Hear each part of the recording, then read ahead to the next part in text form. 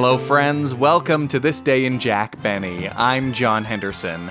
This episode is from October 12th, 1941, a day before Columbus Day, a national holiday celebrating the landing of Christopher Columbus in America. Last week, the Jack Benny Show debuted for the season, broadcasting from New York. Quiet, everybody, quiet, we're on. The Jell-O program, brought to you by Jell-O and Jell-O Puddings, coming to you from New York City. The orchestra opens the program with Hi, Neighbor. Following that broadcast, a number of newspapers and magazines reviewed the program, like Variety, which said, "The first program was not, on the whole, a polished sample of the glistening Benny script. The opening sequence, which represented the last few minutes just before going on the air, was self-conscious stuff. It was a novelty that had been heard before." Benny has remarkably few bumpy programs year after year, but it is perhaps odd that several of them have been his opening nights. Phil Harris had recently married the movie star Alice Faye, who was under contract with 20th Century Fox, under Daryl F Zanuck, the producer. I wish to thank you in behalf of the members of 20th Century Fox. Being in New York, they mentioned Braodway, with plays like Panama Hattie, Claudia, The Wookiee, Lady in the Dark, and Arsenic and Old Lace. Braodway, it comes from the likes of you. And they also mention penguins, which apparently were in the fountain at the Radio City building. The explorer Admiral Byrd apparently had brought them up from Chile. This is just a few weeks after an infamous incident where the actor Errol Flynn slapped gossip columnist Jimmy Fiddler at a nightclub. But if you wanted to see a real fight, you'd have to go to the ring. Joe Louis recently knocked out Lou Nova. And when the smoke cleared, Joe Louis was still heavyweight champion of the world. And the World Series wrapped up this week. The Yankees won over the Dodgers.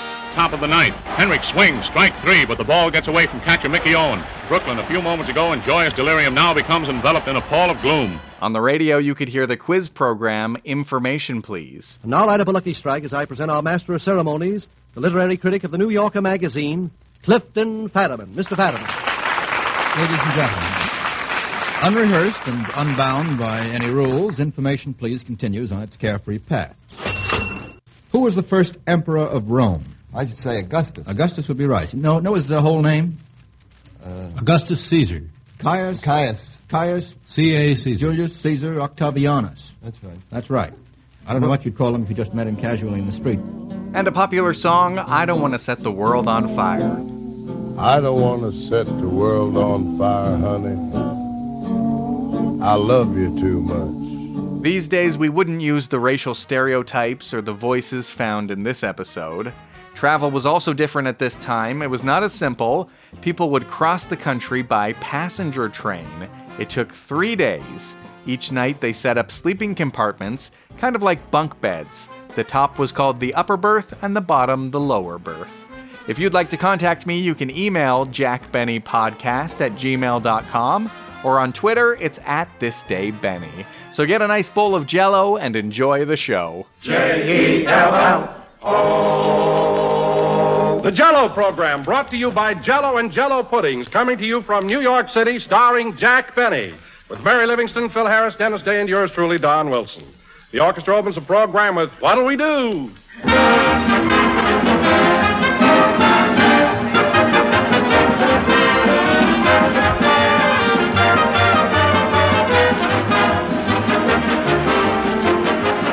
Better and better and better. Yes, sir. Jell-O's been getting better and better all the time, year after year. And now Jell-O comes forward with its most revolutionary improvement of all, locked-in flavor. A new exclusive process for bringing you every last luscious bit of Jell-O's glorious goodness. Up until now, gelatin desserts constantly faded in flavor while waiting to be used. But today, Jell-O's rich, mouth-watering flavor is locked in. And no matter how long your package of Jell-O takes to reach you, time just can't steal away its flavor.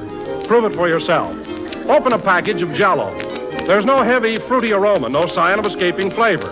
But the instant you dissolve Jell-O, what a rush of rich, marvelous flavor comes pouring out. And my, how you enjoy it. Try Jell-O tomorrow. Feast your eyes on its bright, scintillating colors. thrilled to Jell-O's full, never-fading, locked-in flavor. You'll say Jell-O really is different. Because the flavor never goes away. We put it in, and it's there to stay.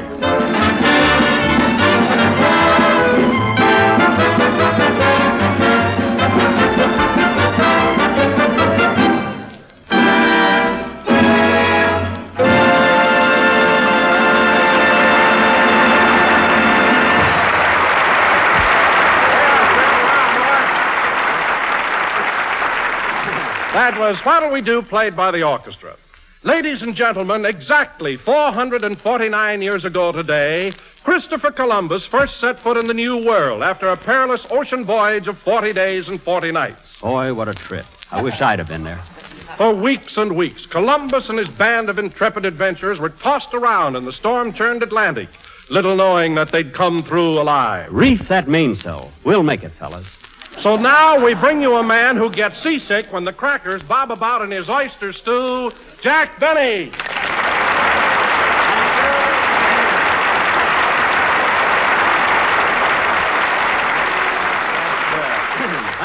Thank you. Jello again. This is Jack Benny talking. And Don, that was a very funny introduction you thought of. You sure love to kid your old boss, don't you? Yes, I do, Jack. And you're my idea of a real sport. Well. I make those cracks about you because you're so big, you're broad-minded. You're the kind of a guy that can take it. A good old Donsey. By the way, I believe you were born in Denver, Colorado, weren't you, Don? Why, yes, Jack. In fact, I spend my summers there. Your summers, eh? Uh-huh. Well, unless you keep a civil tongue in your big fat head, snow will be hitting you in the face. But after all, we've been together too long to quibble over trifles. Incidentally, have you heard any... Oh, hello, Mary. Hello, Jack. How are you? Fine, thanks. Now, are you kidding? Don, have you heard any reports on our opening program last Sunday? You know, comments, reactions, and so forth? Why, yes, Jack. Some people seem to like it very, very much. Uh-huh. Some people thought it was fairly good. Uh-huh. And some people... Well, yes, sir. Well, Don, I thought the press was exceptionally nice this year. For instance, PM gave us a lovely notice. In fact, you could almost call it a rave. Tell them about the Daily News. Yep. PM said our opening program was really a humdinger. Very nice, don't you think? Oh, wonderful. And Radio Guide liked it, and Billboard, the theatrical paper, seemed to think we had a hilarious show. Tell them about the Daily News.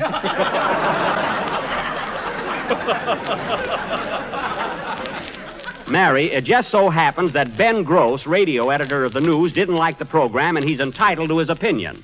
I have no hard feelings towards Ben. You haven't, eh? No. Then why did you try to get Errol Flynn to beat him up?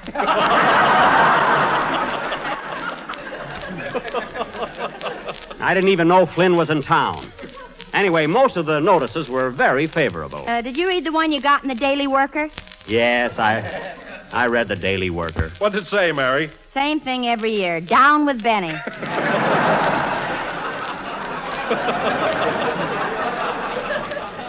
Yeah, but you talk about write-ups. Get a load of this rave in the Waukegan News-Sun. Benny wows them again. Here, Mary, read it yourself. Okay. Well, naturally, Jack, your hometown paper would be 100% in your favor. I don't know about that. They're pretty critical, you know.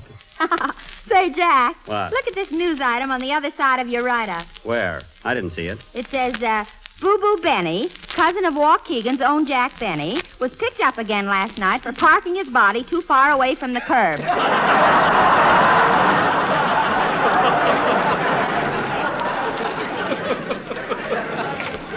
What? When interviewed, Boo Boo said, I don't want to set the world on fire, I just want a bromo.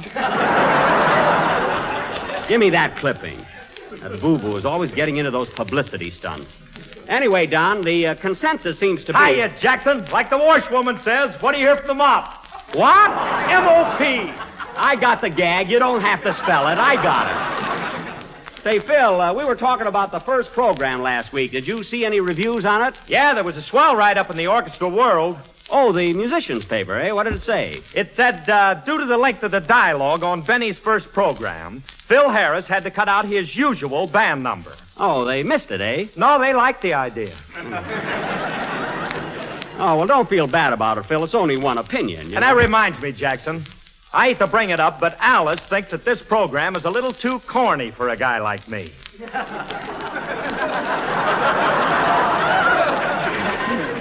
What? She feels that I ought to be on a high-classer show.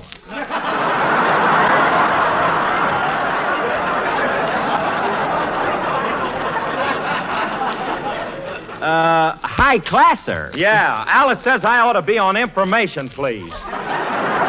Oh, she does. Well, Phil, Alice is a dear, sweet girl, and I respect her opinion.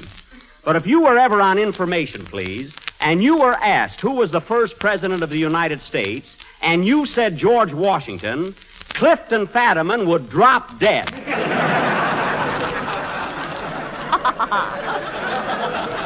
And I might also add that at present, Mr. Fadiman is in perfect health. Luca wants to be on Information, Please. Why, Phil, even Jack would be afraid to go on that program. Absolutely. And he has a remarkable memory. Certainly. I read something, I never forget it. Especially that write-up in the Daily News. Quiet, will you? You're going to keep talking about... Oh, hello, Dennis. Hello, Mr. Benny. How are you? Fine, thanks. Say, Mr. Benny, did you see the write-up your opening program got in the Brooklyn Eagle? The Brooklyn Eagle? No, what did it say? It said what happened to you and the Dodgers shouldn't happen to a dog.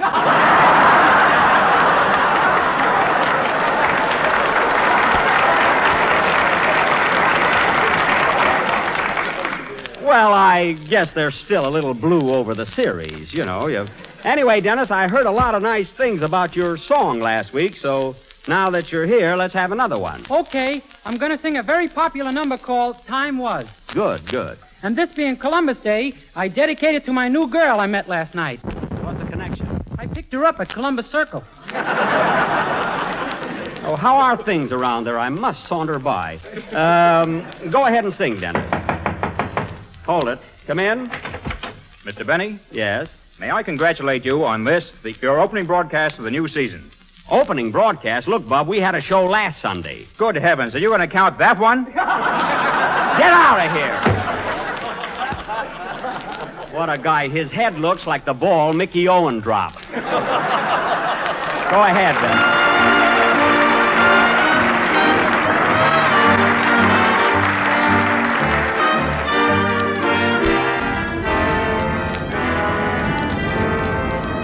We have a world of memories, you and I, the kind you cherish more and more as the years go by. Time was when we had fun on the schoolyard swing, when we exchanged graduation rings, one lovely yesterday. Time was when we wrote love letters in our coffee and dreaming the time away. Picnics and hay rides and midwinter sleigh rides and never apart. Hikes in the country and there's more than one tree on which I've a place in your heart. Darling, every tomorrow will be complete if all our moments are half as sweet as all our time was then. Oh, darling, if all our memories stay so sweet, all our tomorrows will be complete, as all our time was then.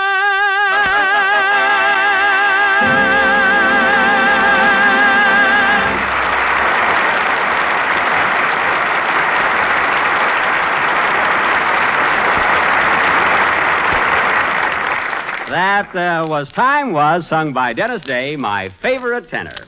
And now, ladies and gentlemen... Hey, Mr. Benny. What is it, Dennis? You know, I saw Charlie's aunt this summer, and somebody just told me that pretty lady in it was you. Oh, well, it was me. It was me. It was my character in the picture. And now, ladies and gentlemen... Holy smoke! You know, I thought it was a real girl.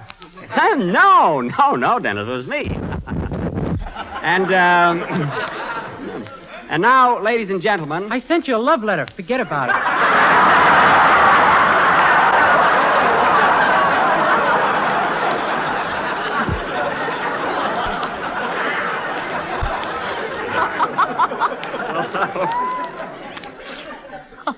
Well, now, wait a minute, jerk. Dennis. Look,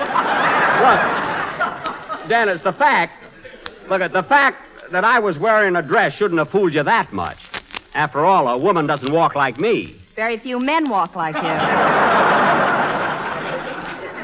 Is that so? Speaking of the way you walk, Jackson, have you seen them penguins over in Radio City? Yes, I've seen them penguins. And he wants to be on information, please. All right, then. Jefferson was the first president. Oh, for Pete's sake, Phil, Washington was the first president. I merely said if you knew that, Fadiman couldn't stand the shock. All right, Don. Fadiman couldn't stand the shock. Oh, Jack, it's so obvious. Don, I know what's clever. Now go ahead. Fadiman. Oh, if I'd have only saved my money. Don! Fadiman. Oh, very well. An important message. Ladies, whether your husband is a fatter man or a thinner man, he will always enjoy a dish of Jell-O. There you are, see? Jell-O, America's favorite gelatin dessert, is not only economical and easy to make, but it has that new locked-in flavor. Locked in? By means of a new exclusive process, all of Jell-O's full original goodness is now locked in for keeps. Is that what makes it taste so good? So remember, folks, the flavor never goes away. We put it in and it's there to stay. And poetry, too. Very good, Don. Very good. Very good. You see, I was right. It's not corny at all. It's terrific. And now, ladies and gentlemen... Say, Mr. Benny, in that fan letter I sent you, I enclosed 25 cents for a photo. Later, kid, not now. Well, gee whiz. I haven't got one in a bathing suit. Now leave me alone. How he can do any good at Columbus Circle, I don't know.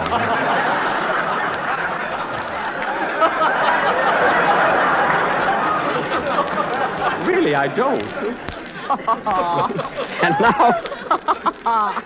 And now, folks, we're having fun tonight. Now, folks, I'd like to announce that beginning next Sunday, October 19th, our broadcast will come to you from Hollywood, California, as we're returning home. Well, we sure had fun in New York, didn't we, fellas? Huh? Yes, it's been grand, Jack. The little woman and I saw nearly every show in town. I saw 3 swell ones. Panama Hattie and Claudia and the Wookie. Wait a minute. What about the one I took you to? Oh, yes. Arsenic took me to see Old Lace. Look, Mary, you don't have to be so bitter. Those were the best seats I could get. Oh, stop, will you? I'm not kidding. I got them from the producers of the show, Lindsay and Krause. They had dinner at my house one night. Well, they're even with you now. Oh, for heaven, don't be silly. Oh. What if we were sitting up high? Who could see you? You were wearing a veil. Veil, nothing. I got caught in some cobweb.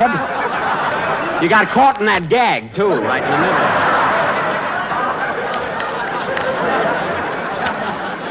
You know, if you read that gag right, it's a good laugh. Really, it is. Huh? What? It's only our second show. You know, we're nervous. Well, anyway, Mary, next time you can go alone. Say, Jackson. What? Alice and I saw Lady in the Dark the other night, and we thought it was great. Oh, did you like it? Yeah, she explained the whole plot to me. Well, get this situation. Huh?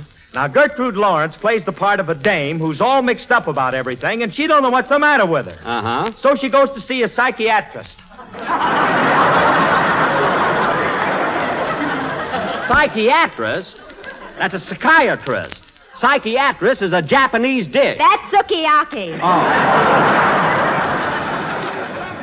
Oh, yeah. Well, I was right about Washington. That I know. Anyway, she finally gets the right guy. They fall in love. The curtain goes down. Alice put on her shoes, and we went home. Well, that's a vivid description. You know, Phil, the next time you go to a show...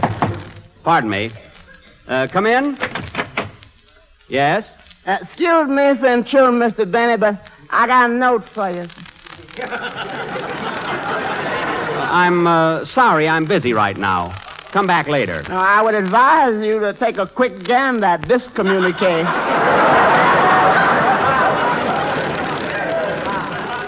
All right, what's the note? What does it say? Now, I'm only a carrier pigeon. We ain't much on reading.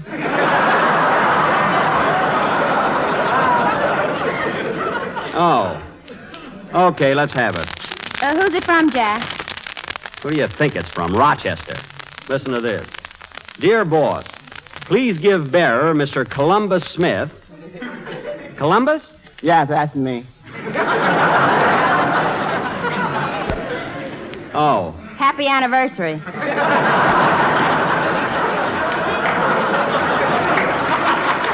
Mary. Let me read this note from Rochester. Please give bearer $50, which you owe me, as I owe it to a group of gentlemen who ain't. And I'm being sorely pressed for payment. Well, of all the nerve. I don't care if he is pressed. Mr. Benny, if you don't come through, that boy's going to be cleaned and pressed.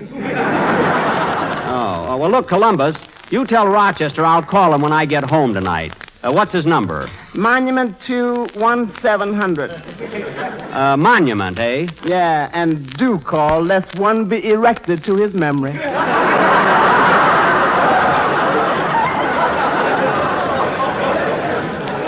Okay, I'll call him. Yeah, thank you. Goodbye, Mr. Benny. Goodbye. Imagine Rochester sending for $50. Play something, Phil. He got into this jam. Let him get out of it.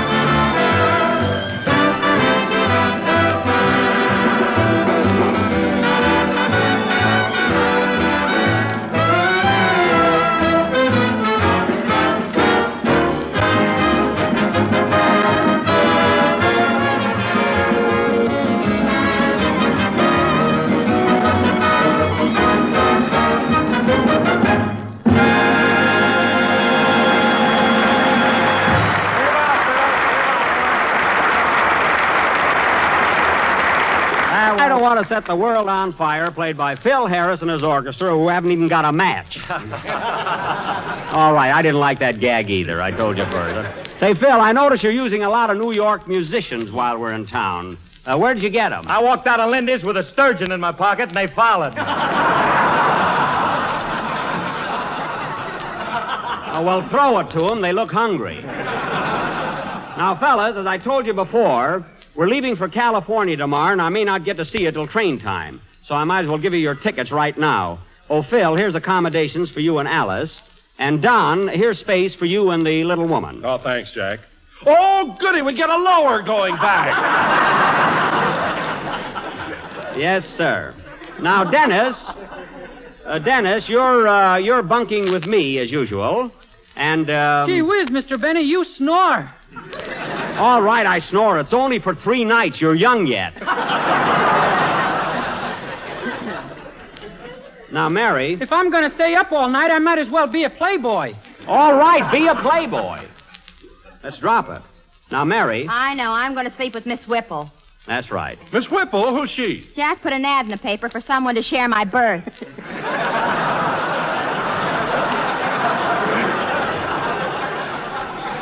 Never mind. I meet more darn people that way. Mary, let me run things, will you?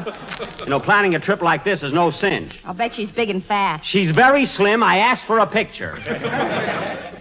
Now, fellas, remember, we meet at the station a half hour before the train leaves, and I want you all to be there on time and no more complaints. Hey, Jackson, what's the idea of putting Alice and me in an upper berth? She's a big movie star. Phil, I'm in charge here, and you'll take what you get. Mr. Zanuck won't like it. Nuts to Zanuck. Now, fellas, nuts to Zanuck? What did I say? I've got to make pictures then.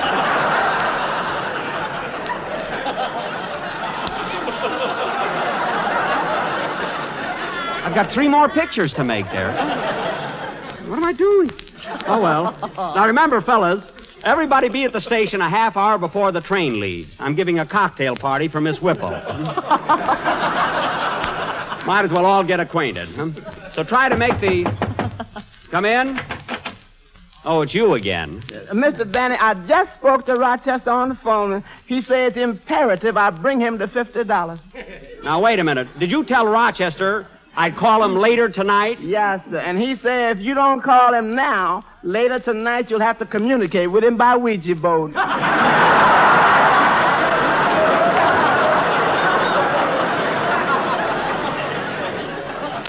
Oh, he's making a mountain out of nothing. Rochester must think money grows on bushes. Well, you owe it to him, don't you? Mary, if you're referring to that bet I made on the Lewis-Nova fight, I have never conceded that Nova was knocked out. Well, Jack, Rochester would never have sent the note unless it was important. Now, I think you ought to call him. Oh, all right. Mary, get me his hotel, will you? Monument 21700. Okay.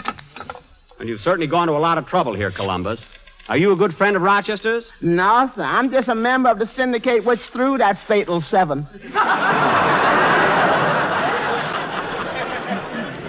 Oh, I see. Now, goodbye, Miss Benny. Goodbye. Wish I'd have left Rochester home where he belongs. Here's your number, Jack. Thanks. Hello? Good evening, Teresa Hotel. I'd like to talk to Rochester Van Jones. This is Mr. Benny calling. Oh, hello, Mr. Benny. Are you going to pay him that $50? What? What business is it of yours? We're stepping out tonight, and I had hoped for a bottle and a bird. I can't help that. Now, operator, will you please ring Rochester's room? Yes, sir. By the way, Mr. Benny, has Rochester got a girlfriend in California? Oh, for heck. Yes, he got 4 or 5 girls there. Is it 4 or 5? What's the difference? I'm going to carve him up and pass him around. Operator, will you please get Rochester? I want to talk to him. Yes, sir. I'll ring his suite. Imagine living in a suite yet. Call for Mr. Van Jones. Here I am, sweet potato. Don't sweet potato me, short, dark, and gonna be shorter.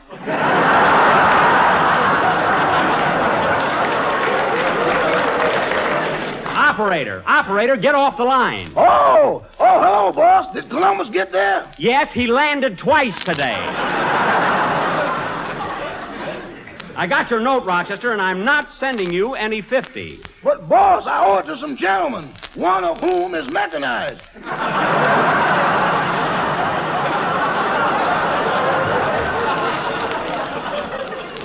I don't care what he is. And another thing, Rochester, why is it you have a great big suite here in New York while I live in one room? Well, I'm in so much trouble I gotta pace up and down. Oh, you do? Yeah. You better get a racetrack, son, because I'm going to run you. Operator, will you please stop cutting in? Now, Rochester, you promised me you wouldn't shoot dice while we were here in New York. And yet you lost $50. Explain that. Well, boss, it just happened that I was down on one knee tying my shoe. Uh-huh. And several of my lodge members got down on their knees to see what I was doing. Uh-huh. And while we were all in that position, Ivory reared its ugly head.